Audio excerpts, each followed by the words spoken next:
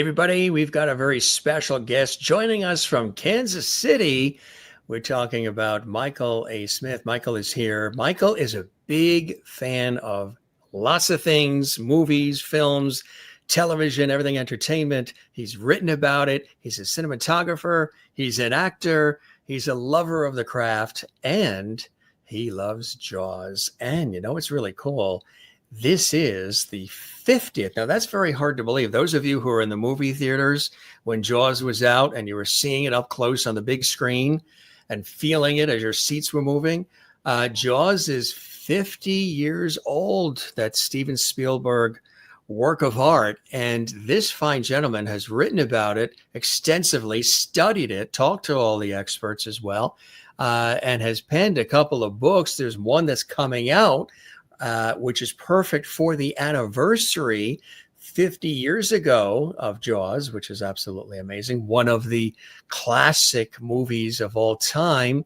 And we're celebrating the 50th anniversary in 2025, which is amazing. Now, the gentleman that we have is a true aficionado, a collector, a person who just has made his life really digging in deep and getting the facts and celebrating it all. And I think that's really, really cool.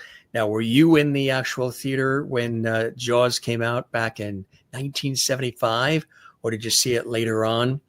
Well, many people still remember various elements of Jaws. Let's welcome our very special guest, Michael Smith, joining us to talk about the 50th anniversary and his books. We're very excited because he penned this, and this is the expanded version as well. And if you don't have this, you should get it. It's a must read. But he's also very excited, and we are excited too, because I've always, been a fan of this movie and all of the movies of that time. This is something really cool. 50 years of Jaws. Finatics. Get it? It's really, really going to be. This is exciting. This is like a coming soon here preview. Hey, Michael, it's really cool to have you here. I see you got the Jaws poster behind you. How come you haven't been on Shark Tank? Pun intended. That's next, probably, right? Don't have anything they want to buy, I'm afraid. That's right. You don't have anything to sell.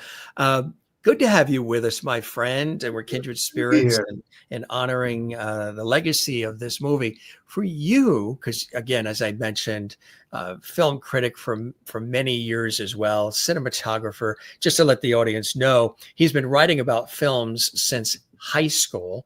He serves as the longtime member and secretary of the Kansas City Film Critics Circle. He spent a decade as the film critic of the Leavenworth Times and contributed film reviews to crazedfanboy.com. Currently operates with his partner, Mike, the entertainment site, mediamics.com, and is a regular contributor to Rotten Tomatoes, the website, and is heard weekly on KMBZ 98.1 radio in Kansas City. So he's a busy, busy guy. So glad to have some time here. For you, what was it about Jaws that stood out for you, my friend, that you wanted to write about it and just really super serve it and now celebrate the 50th year of it? Quick correction. I'm no longer on KMBZ. I am on WBAL in Baltimore, though, on Saturday. WBAL Baltimore. I like that. What's the frequency? Good question. I think it's 580. 580 WBAL Baltimore. So you do it from Kansas City and then it airs on WBAL. So how long were you at the other station? 2 years. 2 years. Fantastic. So he's East Coast now, everybody. I moved to Kansas City from Baltimore, so I had a lot of Baltimore is the hometown. And I did film marketing back then, and had a lot of film in the business and theater owners, and they do a weekly show, and I come on, and that's great. When I get to review a film, I'll review it. Otherwise, we just talk movies. Just talk movies. Early on for you, I mentioned, you've been talking about this since high school. What inspired you early on to have a love of movies, but also have this thirst for Jaws? I really can't pinpoint. I guess I can pinpoint it. I was just turned 15, and my dad asked me if I wanted to do anything special, and I said, well, I'd seen this movie advertised on television, and I'd like to go see it. And he took me to the theater. He dropped me off, and I went to the box office, and I asked for a ticket to Dog Day Afternoon. Unfortunately, the girl in the box office told me I was too young to see it. And then she asked me, have you seen Jaws yet? And I hadn't. And I did. And to, coin a phrase, excuse the pun, 2 hours, 4 minutes later, I was hooked. I had seen many films before that, but I don't know what it was about this film that just got under my skin and got into my heart. And, I went home and I wrote fan letters and, went to the newsstand and got all the magazines and, read all the stories I could. And, there was no internet back then. So, the information was hard to come by. And it's just something that I ended up just growing up with it. I found a kindred best friend in high school that loved the film as much as I do, and I've made friends all over the world. It's just an amazing. I wish I could explain what it was, because I would bottle it and settle it and sell it so other people would be able to have the same experience I have, not just with Jaws, but with something else, a passion of theirs. Mm. It really was an interesting time period in the 70s when they had these blockbuster movies like Jaws, like The Poseidon Adventure and Earthquake and The Towering Inferno, all of these huge movies with all of these incredible people, all of Hollywood being in these movies as well. But, all of the expense that was expended on these movies, it's just that there was these disaster movies and these movies about what can happen and what's lurking under the bed and what's in the ocean swimming towards you. It was an interesting time, wasn't it? Those movies, everybody would see them and they would talk about them at the water cooler. Kids would talk about them in school. Like Jaws as well. Everybody dun, dun, dun, dun, dun. I mean, the theme, you would be humming it. It was an interesting time. Oh, most definitely. That was, I want to say it was beginning of, you have in the 80s, you had must-see television. In the 70s, it was must-see movies. There wasn't a movie theater on every block like there is now. There wasn't these 18 and 24 screen venues. It was you waited in line. Going to the movies was an event. For myself and my friends, Friday we would decide what movie we were going to go see, and then we would pick somebody and we would give them the money. And as soon as school was over, they'd run to the theater and they'd get in line, and there'd be a long line and they'd wait. And so they probably had to buy tickets for the 7:00 show, but after school, you went, you brought them dinner, you stopped at McDonald's and brought them a hamburger for waiting in line. It was, you see these pictures, these older pictures from the 70s of theaters and lines around the block. Going to a movie was an event. You name a movie I saw in the 1970s, and I can tell you what movie theater I saw it at.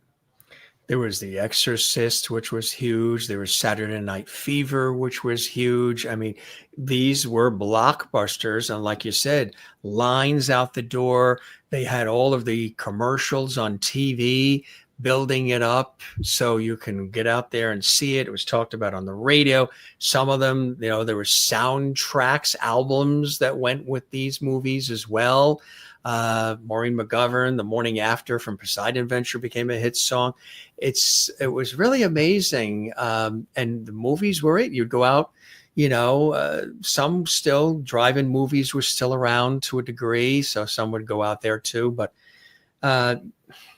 it's a dying art form just in terms of the event and experience of going into those movie theaters, and especially with we've experienced the last couple of years with the pandemic. A lot of them have closed. A lot of them don't exist anymore, and everything is, on your phone, and you're looking. I really don't want to watch Jaws on something this small. I want the big thing with the popcorn and the oohs and ahs of the people, and we're all in this together. And it's changing the way we consume this material, isn't it? Oh, most definitely. One of the things that I really liked when Anora won Best Picture, the director thanked the studio for putting it out in theaters and urged the audience to see movies in theaters because that's where they belong to be seen. I don't mind watching a film on television, on a big screen or on Netflix, but the atmosphere of being in a movie theater with 200 strangers and sharing the same emotions with them, going on that ride with them, that's the appeal of the movies is to share that common experience. We talk about the incredible Steven Spielberg with this, of course, it was directed by him based on the 1974 novel by Peter Benchley, starring Roy Scheider, of course, as Police Chief Martin Brody. But Spielberg was so involved during that time as well in the 70s and 80s in epic material. With the other one that I always enjoyed was Duel with Dennis Weaver, where the gasoline truck chases him through the desert and he's trying to make his way home. Just has a way of getting in us and making us think. Spielberg, what's your thoughts on Spielberg and this movie, with him being the director and all of the contributions he's made to the film industry and entertainment in general? Well, obviously, I mean, I love this film. Obviously, I love his work. I think he is a genius. I think he is able to see things that other directors might not see. He looks at stories from his own unique vantage point, whatever he might be doing in his life, and that's what he concentrates on the film. I mean, this was a 26-year-old kid that had just finished a film called Sugarland Express that was thrust into a problematic scenario with a script that's not finished, a shark that's not tested, still working on casting, and then filming on the water, which had never been done before. I mean, the exception of a couple shots of out on a boat somewhere, every major studio film that took place on the sea, be it Mutiny on the Bounty, A Night to Remember, they were filmed in tanks where they could control the atmosphere, they could control the water, they could control the background. There were times on Jaws where he would set up a shot, and then right as they were getting ready to shoot, here comes a sailboat. Mm-hmm. And they've got to wait. They can either take the time to bring up the anchor and turn everything around, or they can wait for the sailboat to go by. What are some of the that's a great story for people to soak in, what it takes to really put a movie together, and all of the logistics and the weather and matching. I've been on all of the shoots myself where you got to get it in, get that shot because the sun is setting and everything has to match. And, we have to have the lighting exact and all. What are a few little nuggets that you discovered in your research about the making of Jaws and what it really took, some of what you just shared now, to really pull this whole thing off? Because nothing, like you said, had been done to this level like this ever before.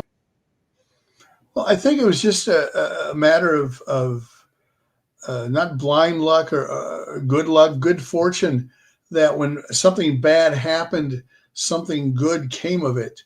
When the shark didn't work and they had to shoot, they came up with the idea of the barrels going across the water.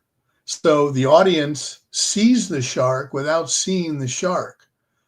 The fact with the musical score, the dum dum dum dum dum dum, the audience is primed every time they hear it. Here comes the shark, but then there is no shark. You're on the edge of your seat because the music's playing, and it just grabs you. It's literally edge of the seat entertainment. That's what I would call it. I know, you buy a seat, but you just need the edge. Exactly. Yeah. The casting, so-and-so could have done it. So-and-so wanted to do it, but no, we did this. No, we did that. Richard Dreyfuss. Yeah. Charlton Heston begged to play Chief Brody. Oh, he did. I didn't know that. Yeah. But Steven Spielberg saw him the way the audience would see him. It's Charlton Heston. Mm-hmm. No, nothing's going to happen to him. Moses parting the sea, taking care of the shark. Yeah. He's going to triumph at the end. Spielberg wanted Lee Marvin to play Quint, but Lee Marvin said he'd rather fish for sharks and make a movie about him. He wanted Sterling Hayden next. Sterling Hayden couldn't do it. And finally Zanuck Brown said, "Hey, Robert Shaw just did this thing." And Robert Shaw created probably one of the most iconic cinema characters in history in Quint. His monologue during the Indianapolis scene is spellbinding. When you watch that film and you watch that scene and you see Richard Dreyfuss and Roy Scheider watching him with that look on their face, they're not acting. They are mesmerized by this man's craft. He was just, spot on performance. The casting was spot on as well, like you say. Everybody involved. Richard Dreyfuss as the marine biologist, Robert Shaw as the shark hunter, hunting the man-eating great white shark that attacks beachgoers at a summer resort town. You and I were chatting before we went on, where everybody thought that Jaws was filmed wherever they live. People out on Long Island, people on Cape Cod, people in the Carolinas, Florida, wherever. That's our beach. And it's incredible, the hysteria that it created, as well as how people, are trepidatious about putting one foot into the ocean and how that terrifying, but incredible motion picture coming from that number one bestseller. Some people might not realize it was a number one bestseller. And of course, the movie, it really played with the psyche of people. There were people who were afraid to go in a body of water. Oh, it most definitely. They say it did for swimming what Psycho did for showers. Because there's always that, when you're swimming, there's always that feeling of what's below you. What can't you see? I grew up in Tampa, and when we would go to the beach, we were taught when we went in the water, you always shuffled your feet. You didn't step, you shuffled your feet, because if there was a stingray under the sand, you would scare them off. But you might step on a shell, or something might swim by and bump you, and you can't help but wonder, boy, what was that? Should I put my head down under and see what it is, or should I just make my way back to the shore? Right. Yeah. Jellyfish. And had you ever come across anything? We were in Bermuda on a cruise. We went twice, and Bermuda is beautiful. It's fantastic. But we were on a catamaran. We went on one of the catamarans after the ship had docked and everybody was doing their fun activities. We were with this group of people on a catamaran, and the catamaran brought us into this cove, and it was beautiful. I mean, just absolutely stunning. But there was this one guy who was a little loud, a little boisterous. I can do this, and I'm a hero, and I can do that. Well, he ended up, we were all in the water, and I would say it was maybe waist high. It was a cove. There was another area where we snorkeled where it was 40 foot deep. But you had the mask, and you can actually so clear the water of Bermuda, you could see down to the bottom and see all these breathtaking fish. But there was a period where this guy who happened to be in the group we were in, loud and a little obnoxious maybe, he was like, "Oh, I'm going to go explore here, and I'm going to go up to that rock, and I'm going to do this or that." Well, lo and behold, as we're getting closer to this sort of rock formation, we're getting closer to it, and out pops an octopus. And it's right there. And did he hightail it back to that catamaran? He was like, and I was like, you have to sort of gingerly just, take off. Just don't go towards it. Back away a little and just get over. He was wailing and flapping, and suddenly he didn't see anything the rest of the trip. But we came almost face to face with an octopus coming from behind a rock, a boulder that was sticking out of the water in a cove in beautiful Bermuda. How about you? No, nothing that dramatic. I've always felt it would be a cruel joke on God's part if I was to be attacked by a shark, because that would be the greatest newspaper headline ever. Jaws fan eaten by shark. Yes. But you've, everybody has their thing, and for you, this has been a thing for you for quite some time. Look at everything around him here. Tell us what we're seeing here, Mike. This is a photo I took back in 2019 somewhere. Maybe a little later. It was for there's a great documentary called "The Shark Is Still Working," which I kind of worked a little bit on and had a little behind the scenes input into.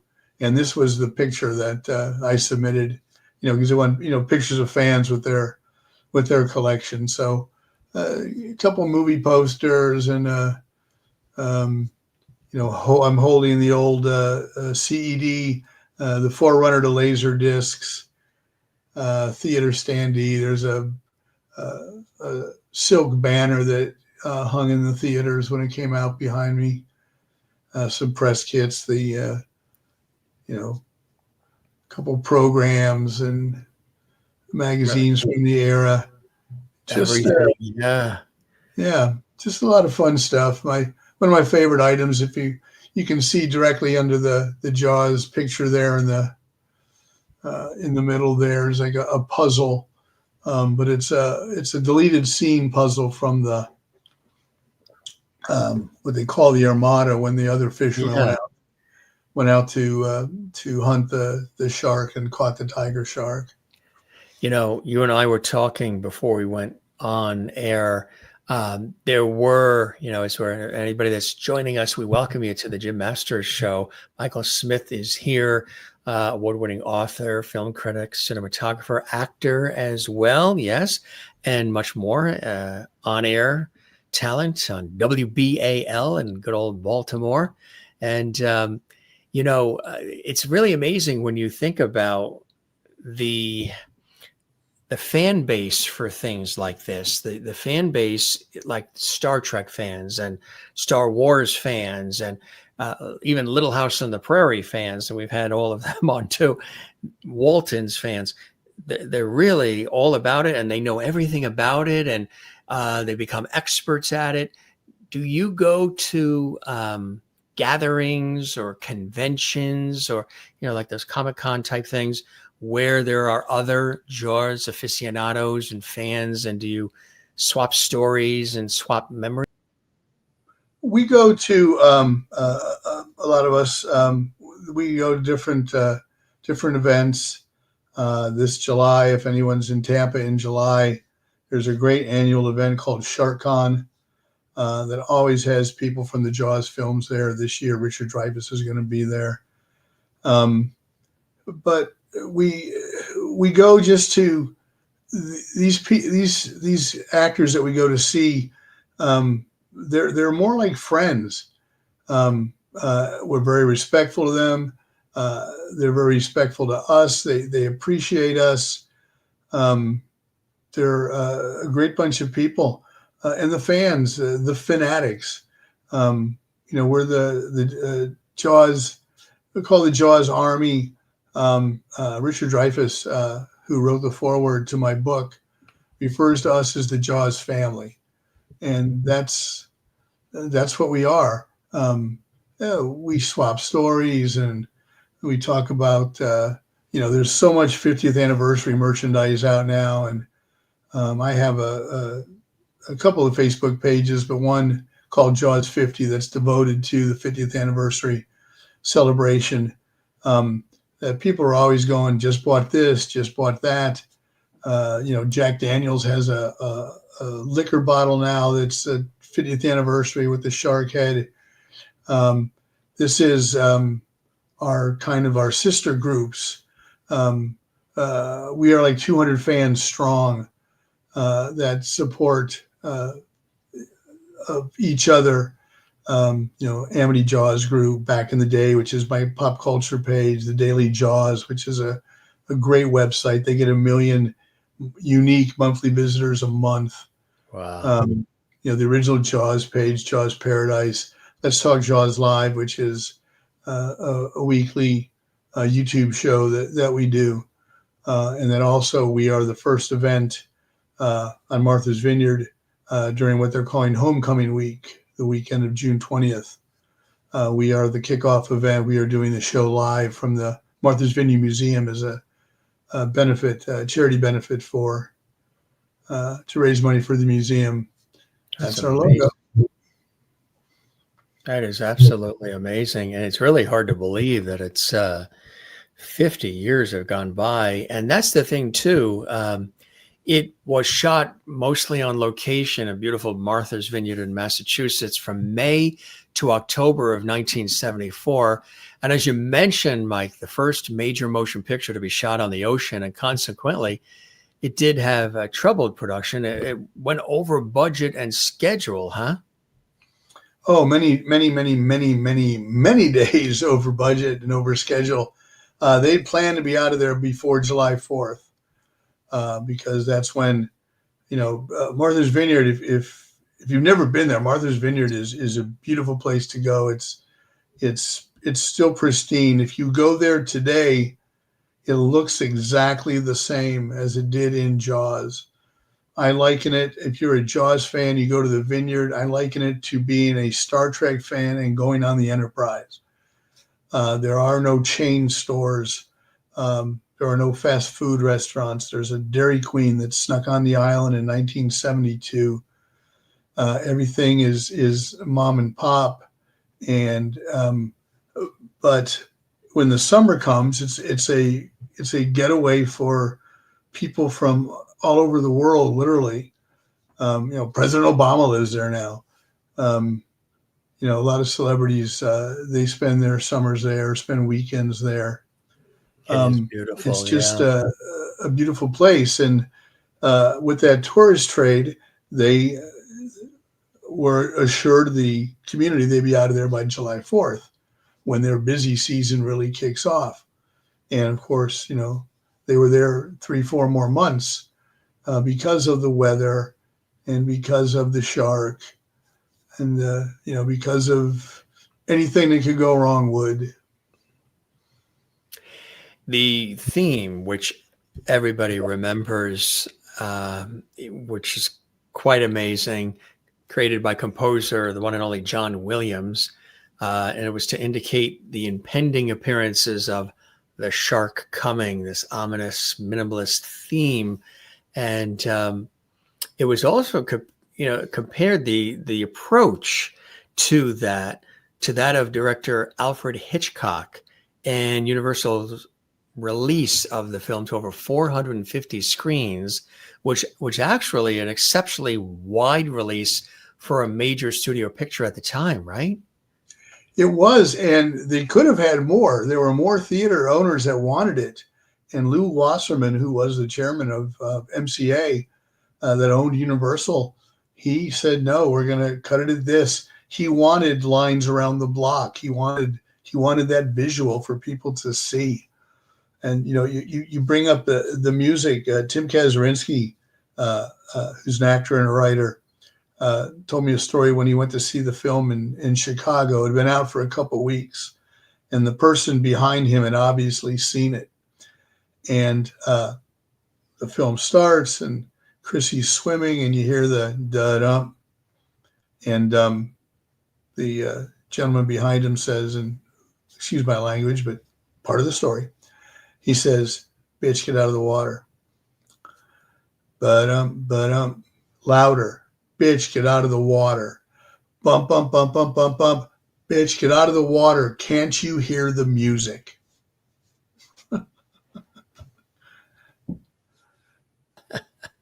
Right. And it's yeah, I mean, it's still, when people see it today, because there are, generations of people who still have yet to see it, it does leave its indelible mark. It makes you think twice when you are.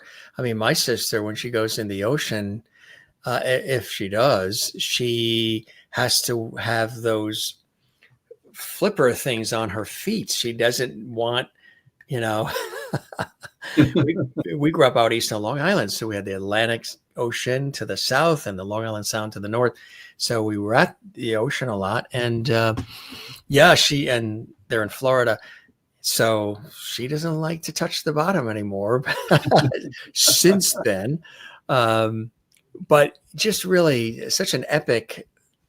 It was accompanied by an incredible, extensive marketing campaign too, that heavily emphasized television. And like you say, you showed yourself surrounded by all these things, everything Jaws. They had that tie-in merchandise, which back then, the movies and even the TV shows, the Saturday morning Sid and Marty Krofft, H.R. Puffin stuff, and the cartoons, there was always merchandise and lunchboxes and shirts and things to go with the films and the television shows of the day. And that really heightened it all for it too, didn't it?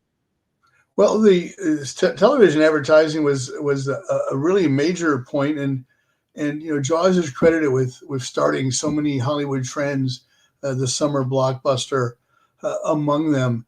But this was the first film where the studio insisted that the local theater chains participate in the cost of advertising. Okay, we're going to run 50 television spots, and your share is this, your share is that. And as far as the merchandise, there, it was really, most of it was reserved, as you say, for television shows and Beatles cards and the Osmonds cartoons, occasional movie stuff. Like I remember Planet of the Apes had action figures.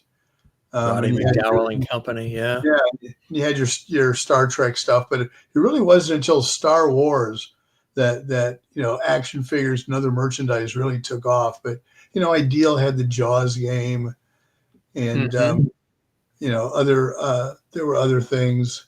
Bubblegum rings and a rubber shark that Chemtoy made. So it really helped popularize, and really there's now, in the 80s and 90s, you couldn't go anywhere without seeing it's funny, Mel Brooks in Spaceballs, he really kind of satirized it, with Spaceballs, the lunchbox, and, they put their name on everything. And I remember when The Last Action Hero came out and they put the logo on the space shuttle. It's just, marketing is a big thing, and word of mouth, and, you get the right word of mouth and everything's good, but then you have to back it up. You have to have a quality product. Absolutely. And of course, Jaws was the prototypical summer blockbuster, as we talked about, winning several awards for its music and the editing. It was actually the highest grossing film of all time under the release until the release of Star Wars 2 years later. And both films, I mean, again, all these blockbusters of those 70s and early 80s, they were pivotal in establishing that modern Hollywood business model, right? Which pursued high box office returns from action and adventure films with simple, high concept premises, really releasing, of course, during the summertime to thousands of fans and thousands of theaters. And Jaws itself was also followed by 3 sequels, none of which involved Spielberg or Benchley, right? Right. Well, they were based on his characters, on Peter Benchley's characters. Spielberg did not want to do a Jaws 2. It was offered to him. They had a really good script, which I was able to read, written by Howard Sackler, who was a uncredited writer on Jaws, along with Carl Gottlieb and Peter Benchley. It was Howard Sackler who, for lack of a better word, discovered the USS Indianapolis incident. Up until then, it had been top secret. It had been classified top secret because of what had happened. And it wasn't really general knowledge to the public what had actually happened. Peter Benchley tells the story that he got his housekeeper tickets to see Jaws opening weekend. And Monday morning, she didn't come to work. And when he called her, she said, I saw your movie over the weekend. My son was on the Indianapolis. This weekend, I found out how he died. And then Spielberg wanted to do, when he was thinking about doing Jaws 2, he was going to do kind of a Quint on the Indianapolis kind of story, but that's not what Universal wanted. They wanted the same thing. They wanted a shark and they wanted people in peril. So they ended up, John Hancock, who was a fine filmmaker, he took it over. Studio was not happy with him. They replaced him with Jeannot Schwark. Jeannot had basically 2 weeks to prepare for a not only a major motion picture, but the sequel to the most popular film of all time. And I think he did an amazing job with Jaws 2. Jaws 2 takes a little flack, and I only think it's because it has the word Jaws in the title. If it had been a standalone film about, anything else, if there was no Jaws, Jaws 2 would be much higher regarded, I think. And you penned this book highlighting Jaws 2. Tell us about the inspiration to write the book. Did you feel that Jaws 2 needed the respect, needed to be understood and appreciated, and you delve in with it with this? Well, there are a lot of great books about the making of Jaws, including Carl Gottlieb's The Jaws Log, Edith Blake's On Location on Martha's Vineyard, the making of the movie Jaws. And in 2011, Matt Taylor released a book called Jaws, Memories from Martha's Vineyard. And it kind of told the story of the film, but through the stories and the photos of the people that were on the island at the time. And there was a book release party up on the vineyard, and I went up for that. And I was talking to Matt and Jim Beller, who helped with the book. And I said, are you guys going to do something on Jaws 2? And they had just spent 4 years on this book. And they were like, no, we're not going to do anymore.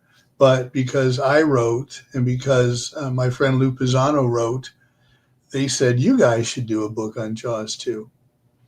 And we talked about it, and we were there with Tom Dunlop. Tom Dunlop played Timmy in Jaws 2, is an author and writes for the Vineyard Gazette. And he laughed, and he said, nobody wants a book on Jaws 2. And I said, no, Tom, this is a lot of people, their first introduction to the Jaws series was Jaws 2 because they were too young to see Jaws. So they saw Jaws 2 first. And he was like, well, if you know, maybe if you'd like an ebook or something. And I said, no, a book, a real book.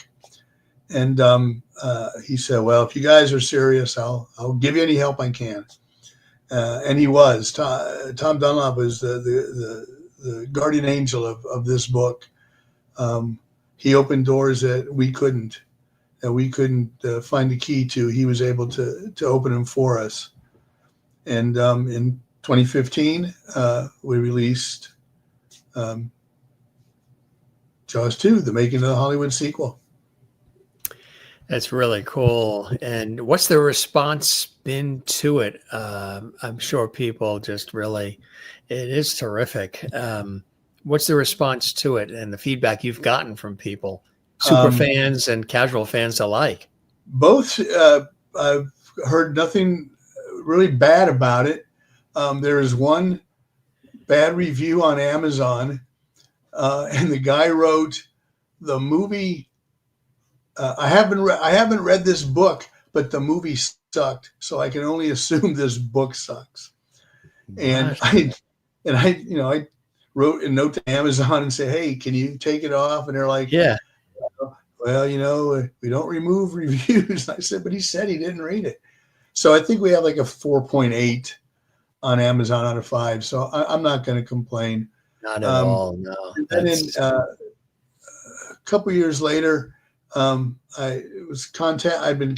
the book came out, I had so many people that I couldn't get a hold of reach out to me and say, boy, I wish I could have been in this book. And it's a great story. And I wish I could tell my story. So I convinced our publisher to allow me to update it, and which we did in 2018. We had 12 more interviews and another 100 or so photos. The majority of the photos were taken by people on the set. Wow. Crew members.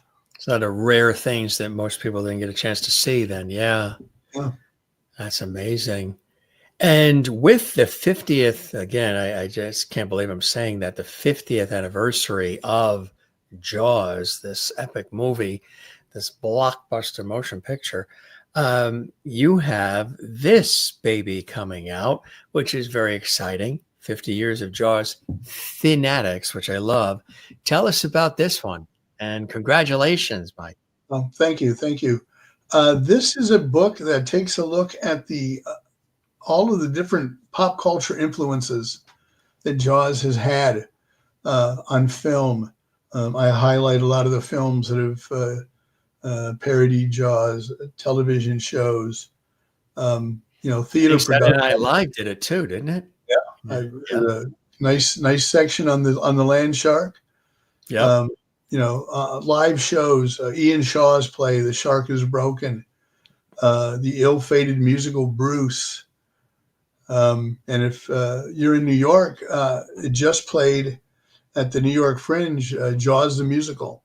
That's right. I look at, the various books, the magazines, people with tattoos, the different fan art. And then I ran not a contest, I guess, on my Jaws 50 page and our sister pages.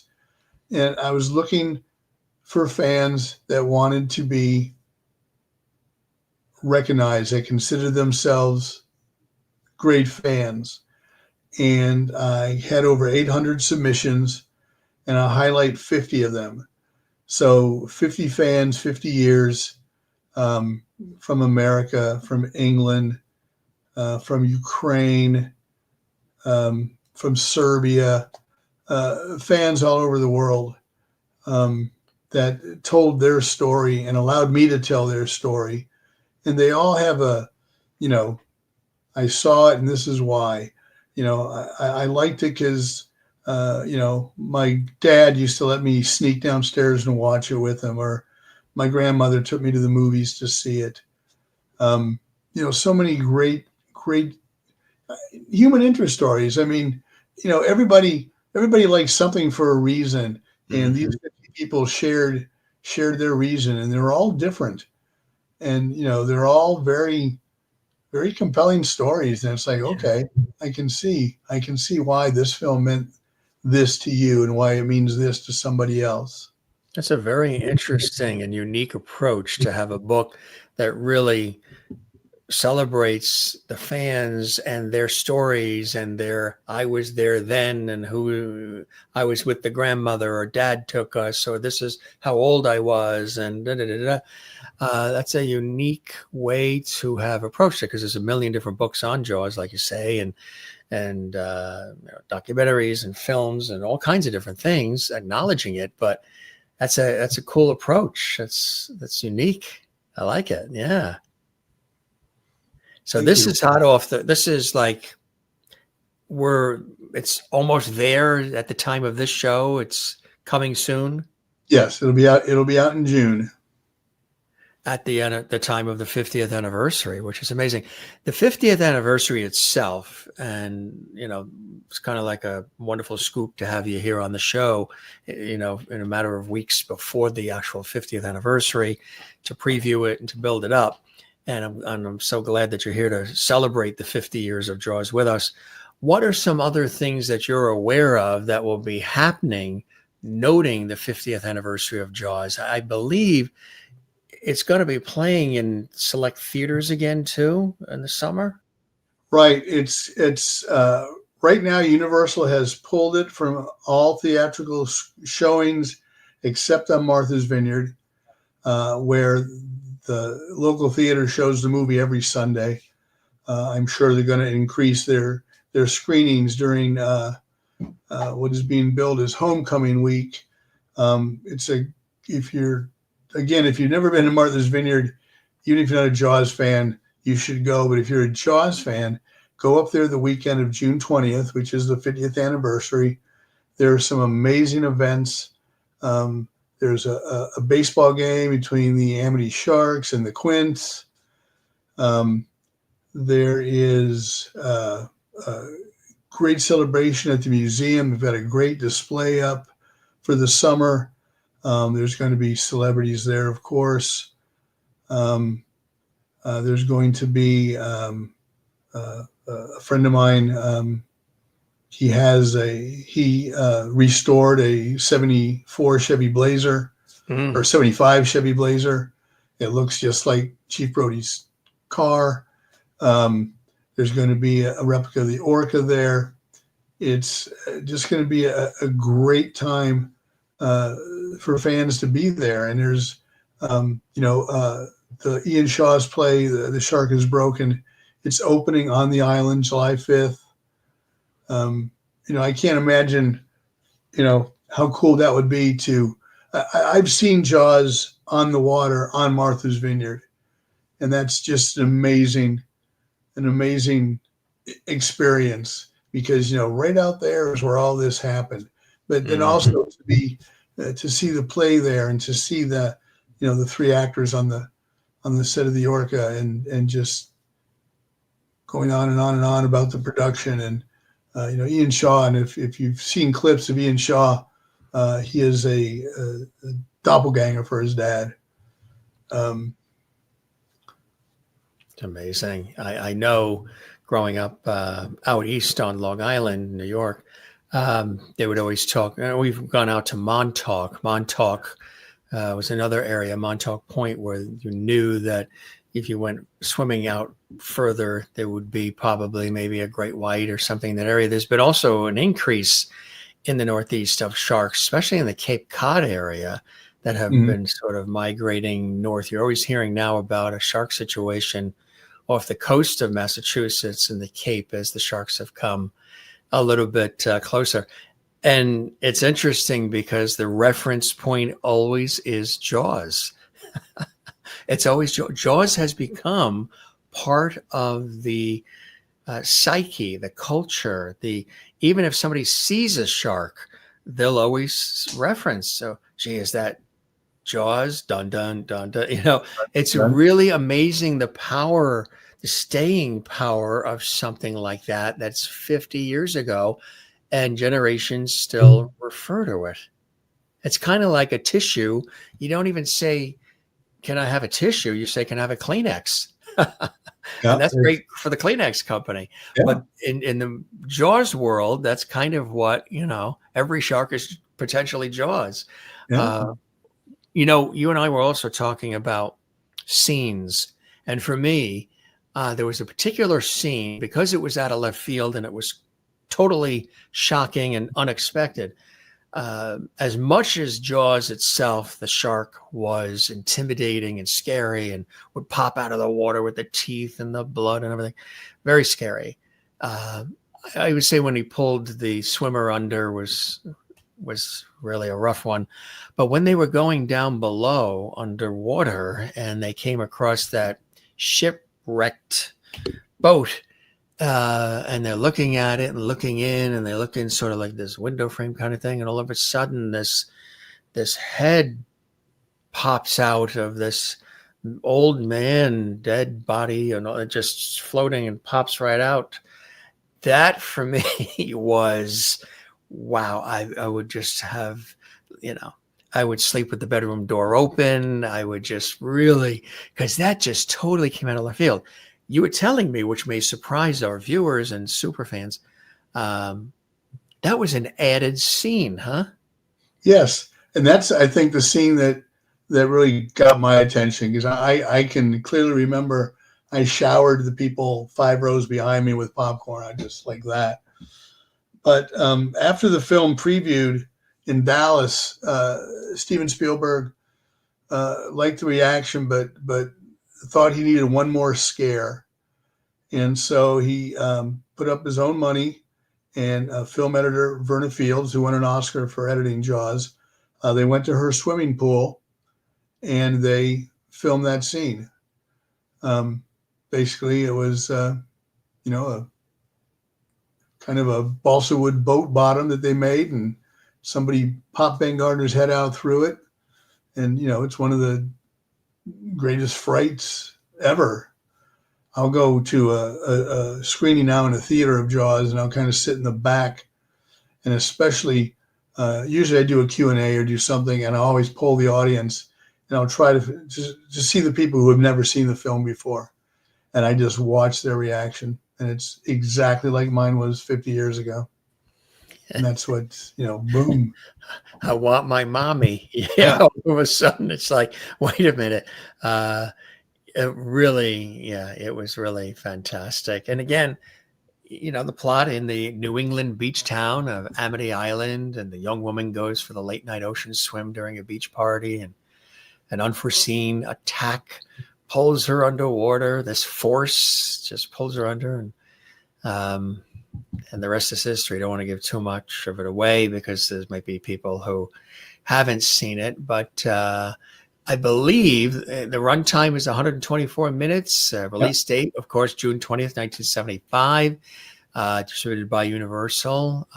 Budget was $9 million, and the box office $476.5 million, which during then was amazing. $2 ticket prices, yeah. Right? Yeah, it's just like. What are some things about Jaws, in addition to the head popping out of the boat, that still resonate with you? And why do people still have an affinity for and almost can't, like the Star Trek fans and Star Wars and others, just can't get enough of it? It's part of their childhood or their, whatever they, like you said, with the Finatics. There's so many stories they've shared with you personally about their lives and about their memories of the movie. What about Mike's memories and Mike's stories? How do you plug into it yourself? It's just something that, like I said, I don't know. I can't put my finger on it. I can't say this is why. But it's given me a great life. It's given me a life, amazing friends. It's given me the access to talk to the people that made the film. 50 years ago, if I'd come out of that film and someone said, one day you're going to run Roy Scheider's fan club, or one day Richard Dreyfuss is going to be your friend, or I would say you're crazy. You're crazy. It's just a movie, but it's not. It's not just a movie, and that's what myself and my fellow fanatics. That's what we get, and that's what that's what Star Trek fans get. That's what Star Wars fans get. It's Jaws is almost a rite of passage. Oh, this is me at Universal, and I'm smiling right there. 10 minutes later, I go to the Jaws ride, only to be told it's broken. And the rest of the day, every picture I have a sad face on. Both times I went to Universal, both times the ride was broken. I have not done the Jaws ride. Jaws was at the dentist having some dental work done that day. It sort of coincides with the production issues with the mechanical original sharks on site anyway. It's just that it's like, wait, of all the people to have the ride, now that little kid that you see there, Mike, he's the last one we're letting in, unfortunately, because it's broken down. Here's some cotton candy instead. That's really something. Look at this shot. Oh man, that's 17-year-old Mike wearing a I just kind of seen like a Crocodile Dundee sort of more of a adventurer. I saw a picture of Steven Spielberg on the set of Close Encounters wearing that hat. Yes. So I went out. That's my Steven Spielberg hat. Why I'm holding a Star Wars blaster, I have no idea. Very smart of you to take a picture, in front of the poster at that time, and to always have that, in perpetuity. You also mentioned the different books, and you mentioned this one as well. This is Edith Blake wrote a book called On Location at Martha's Vineyard, The Making of the Movie Jaws, which he self-published in June of 1975. It actually precedes the Carl Gottlieb's Jaws log by a month. Once Jaws took off, the film, it was, so popular, Ballantine Books bought Edie's book, and they released it as a mass paperback. And in 2020, for the 45th anniversary, Edith, who another great person that I met through Jaws, a quick aside, I called her in September of 1976. I went down to the to the payphone and put my $1.75 in and information, and Edith Blake and Martha's in Edgartown, Massachusetts. She answered the phone. I told her who I was. I told her I was just a fan, a huge Richard Dreyfuss fan, and great, love talking to you. She took my address, and a week later, she sent me 3 pictures that she had taken of Richard on the set that weren't in the book. And I always thought, what a great thing to do. What a lovely gesture to reach out to somebody, to a kid, a 16-year-old kid who, you didn't know from Adam. So over the years, I, visited her on the vineyard. We became friendly. And in 2020, she asked me if I would update her book for the 45th anniversary. So I did. And I wrote an introduction.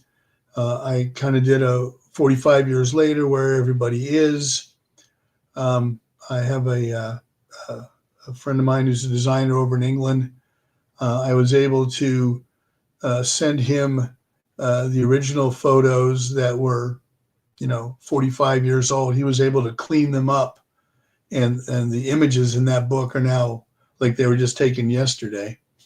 So anyway, this jumping ahead, this is the 50th anniversary, and what that is the 50th anniversary edition of Edie's book.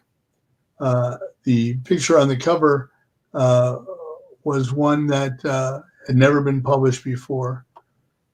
Shortly after the 45th anniversary edition came out, Edith, who had donated all of her negatives from her time as a photographer to the Martha's Vineyard Museum, came across another batch and donated them to the museum. Wow. This book contains, if I remember right, 40 new photos that have never been published. Mm. So it's got Edie's book and her original photos, and then it's got another 40. That's really, really cool. And yes, he does go to the beach, even though he knows everything about Jaws. This But the is me. question is, does he go into the water? I do go into the water. This is me in Destin, where they filmed on the beach, where they filmed Jaws 2. That's where So they filmed. Yeah, that's cool. So do you ever think about the sharks when actually, we have some family in that area too.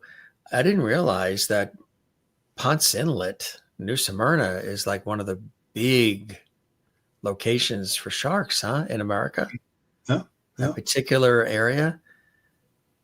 What is it about that area that is it just what they feed on just happens to be located there? You think?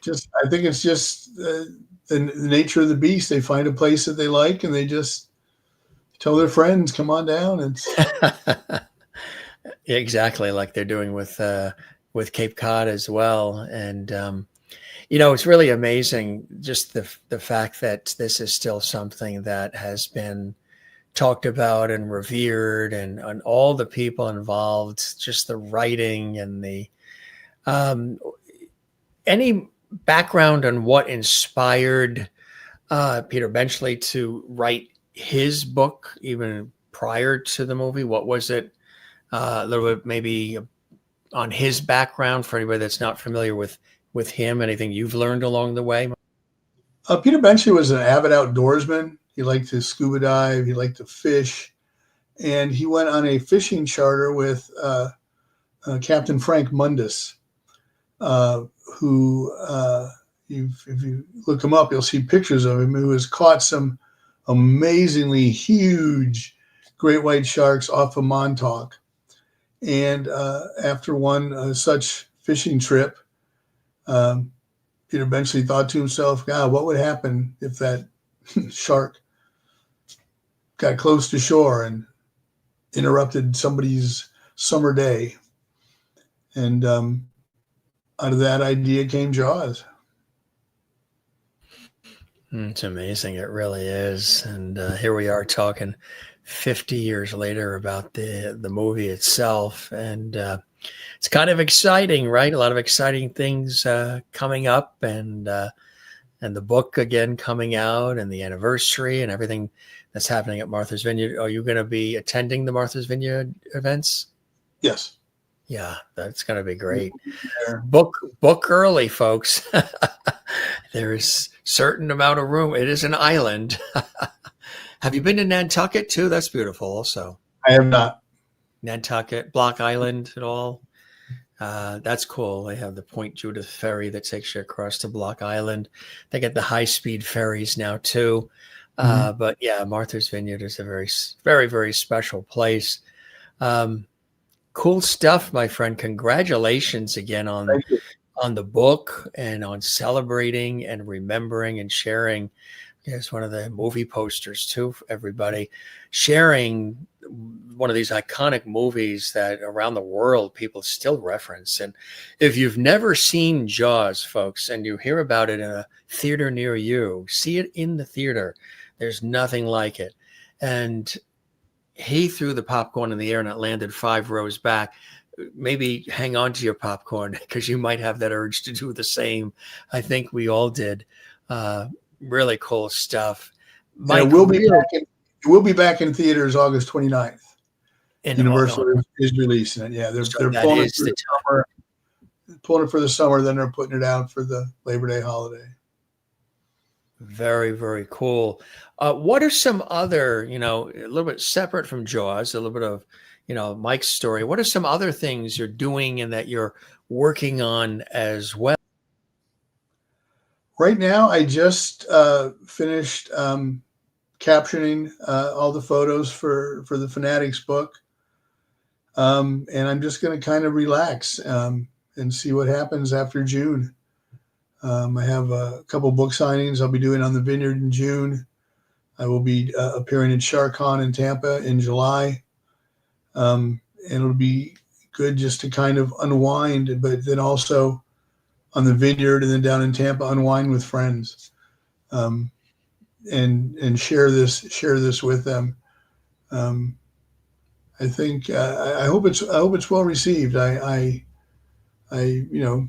put my heart into it. I sought out fans. Like I said, I had 800 people enter, and I picked the ones, not the ones that were the best fans necessarily. That I had this or I have that or I saw the movie 5 million times, but the ones whose stories were really, really, really, really compelling and really, really meant something to them, and for them to share it with me and now with the readers, I think is a great thing. I think be surprised how soft, what softies we Jaws fans are on the internet. How many times have you seen Jaws? Can you count? I want to say, if you count like, oh, hey, it's on cable, let me watch it, I'm going to say at least 1,000 times. 1,000 times? Wow. There was a time where I would watch dedicated at least once a week when it was on home video. So I was, watching it 50 times a year for the last 5 years. That's incredible. It really is. People that have, I'm sure, seen it more than I have. Does it still get you? Does it still have an effect on you, even though you've seen it so many times? It does. I see things sometimes. Oh my gosh, I never noticed that was there. Noticed that before, right? Yeah. It's the gift that keeps on giving. I mean, I'm not bored. I know this is going to happen, but I'm still, oh my God, that just happened. Right, exactly. Yeah. Tell us about Media Mics. Media Mics is a website that my partner Mike Giancarelli and I started back in 2010. We started out as Movie Mics, covering films, doing reviews, doing interviews, and then through our love of Jaws, we know Greg Nicotero, and Mike reached out to Greg Nicotero, and we were able to get a lot of interviews with people on The Walking Dead when The Walking Dead was coming out, and that really brought traffic to the site. And we decided, well, let's just do media. So we do television, and we do film, and we do stage productions, and we do concerts, we do books, pretty much anything media. We write about it, and it's been around for 15 years, and people seem to enjoy visiting it. And as long as they do, we'll keep writing. That's right. Behind the Mics, podmatic.com. That's our podcast. That's cool. You enjoying doing that? Yeah, we stopped it for a while because my producer and co-host moved pretty far away. And then right when he moved, we were getting ready to go back together. And then COVID happened. But there are 200 plus episodes out there. You can find it. We talk about whatever was topical at that time of the year, or that frame of the time we were in. We do a lot of trivia. We do a lot of talking about our favorite films, and it's really it was a fun time. I miss doing it. That's why we do the back in the day, the pop culture show on YouTube, that we do the Let's Talk Jaws live, that we do, and it gives us kind of an audience to share what we like to do, and hopefully they share with us what they like. Our Jeopardy games are very popular. Oh, you do that too, huh? Yeah. Oh, that's cool. That's really, really cool. So you had a lot going on. And once again, there is the book, folks, and keep an eye out for it. And I'm sure it's going to be a bestseller. And there's the previous Jaws 2 as well. And lots more coming from Mike as he really celebrates everything Jaws and much more as a real movie buff and expert in all of it.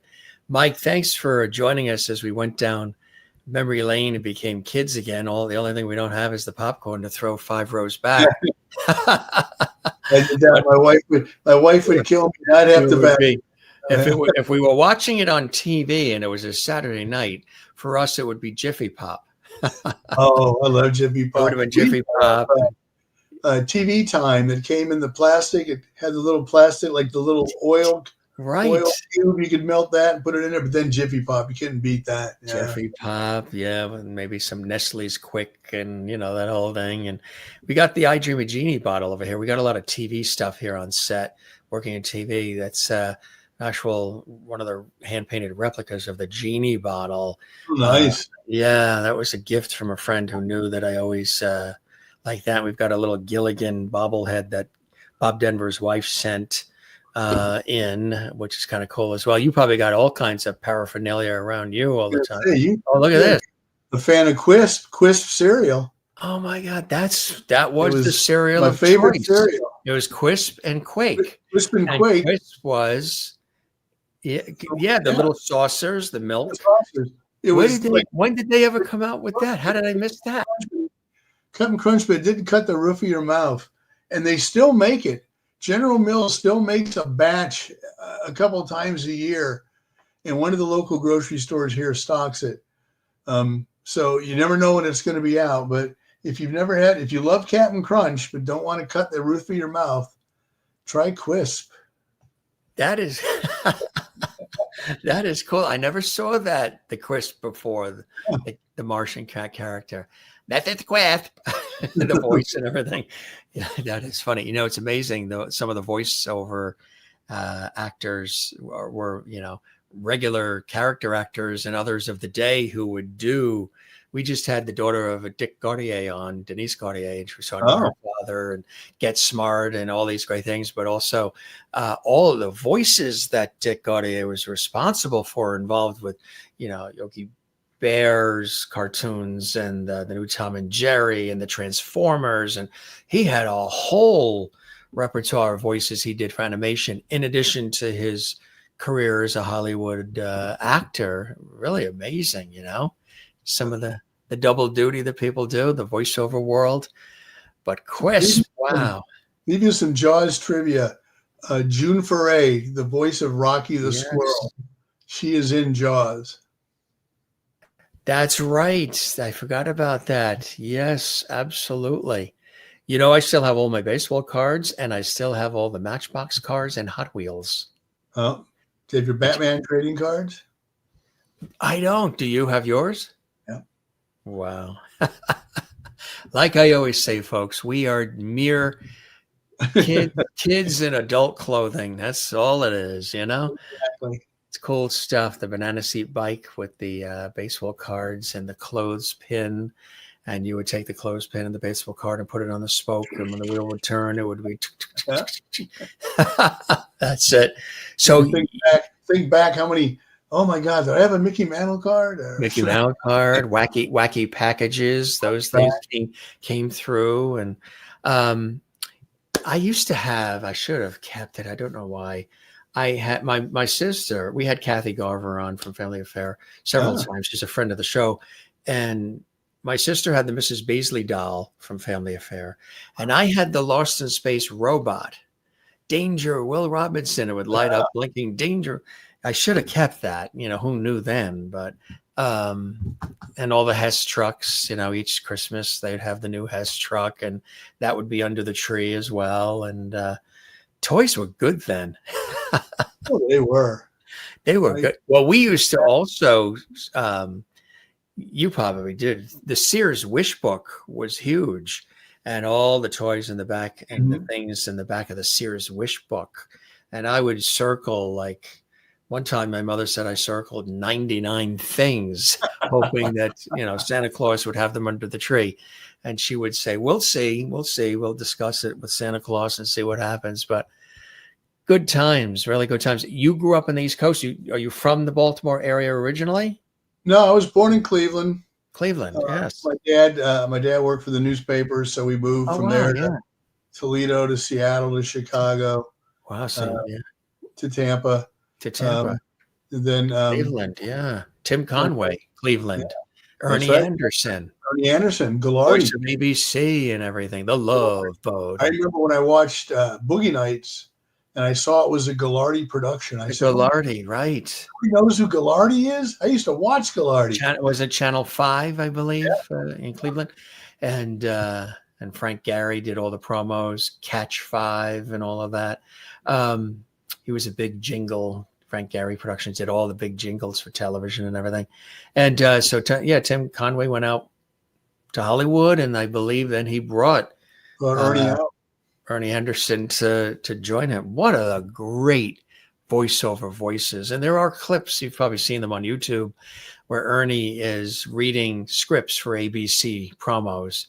And he's like, who wrote this crap? And it's hilarious stuff. And he's on Letterman, and Letterman had him on, even though it was NBC and he was an ABC announcer, he had him on. And he's like, Letterman hands him scripts to read, and it's the winds of war. Well, it's a funny clip it's on YouTube, where he's on Letterman when Letterman was on NBC, and he's doing his spiel, but what he did to warm up, what's the one point each point? It was hilarious. And the audience is like cracking up. And he's like, no, I'm serious. This is what it takes to be able to say, the winds of war, ram tough. I miss all those announcers of that time. You don't hear any of that sound anymore. It was a big, I love television and announcing. And one of the things I always wanted to do, of the many different things in the industry, is I would have loved to have been one of those, because back, at that time, the staff announcers were live. They were there at midnight. They were there overnight to sign off the stations and everything.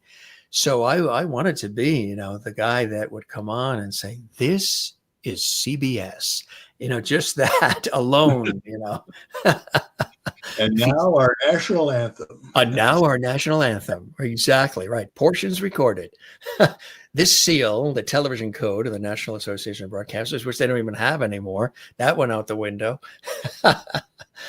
Good memories, my friend, and really good conversation as we celebrate 50 years. It's hard to believe, 50 years of Jaws. And there is the book again, 50 Years of Jaws, Finatics, and the one before, and I'm sure there'll be more to come. He's a prolific writer. Mike, thanks for stopping by the Jim Masters show. Thank you for having me. I had a great time. Pleasure is mine. Well, as I always say to all the guests, we'll keep the porch light on for you. You're welcome back anytime. Spread the word about our show if you know other folks you think would like to pop on. This is, of course, archived on the YouTube channel, Jim Masters TV. And a real pleasure going down memory lane. And congratulations on everything that you're doing and have done to keep the memories alive. We really appreciate that. And hope you enjoyed the time with me as much as I have with you, Mike. I did. Thank you very much. Have a good night. Absolutely. You be well and take care now, all right? Bye-bye. All right. Cheers. Michael Smith joining us here on the show, a prolific writer, cinematographer, actor too, yes, and also somebody celebrating 50 years of Jaws and doing it in style. Isn't that amazing? It was really, really great to have him here on the show. And we used that photo because I just love the fact that he was so surrounded by all of the paraphernalia and artifacts around Jaws. 50-year celebration of Jaws. Look at all this. Isn't that amazing? He was talking about Ever the Collector, but also a wonderful writer. And we showed a couple of quick photos. A lot of things are in the books. A lot of things are in the archives, but just a few things there. There's Steven Spielberg and Robert Shaw and Roy Scheider right there. That is Spielberg on the right there. And of course, there with Richard Dreyfuss. Great stories he shared about Roy and head of the fan club for Roy. That's cool. And a friend of Richard Dreyfuss and Robert Shaw. Yeah, one of the incredible actors of the time. And again, important date there. Now, if you're watching this 5 years from now, this is old news, but still, it's great to have been a part of it while you're watching this. 50 years. Unbelievable. Cool stuff. If you enjoyed this episode of the Jim Masters Show Entertainment Lifestyle Celebrity Talk Show series, we would love it if you not only come back and watch some more great guests, celebrity friends, and more, but check out the archives. There are hundreds and hundreds of past episodes with celebrity guests and friends who've stopped by JMS, and check them all out. Rewatch some of your favorites. Sometimes I do that. I go back a couple of years and I'm like, oh yeah, that's right, that guest was on.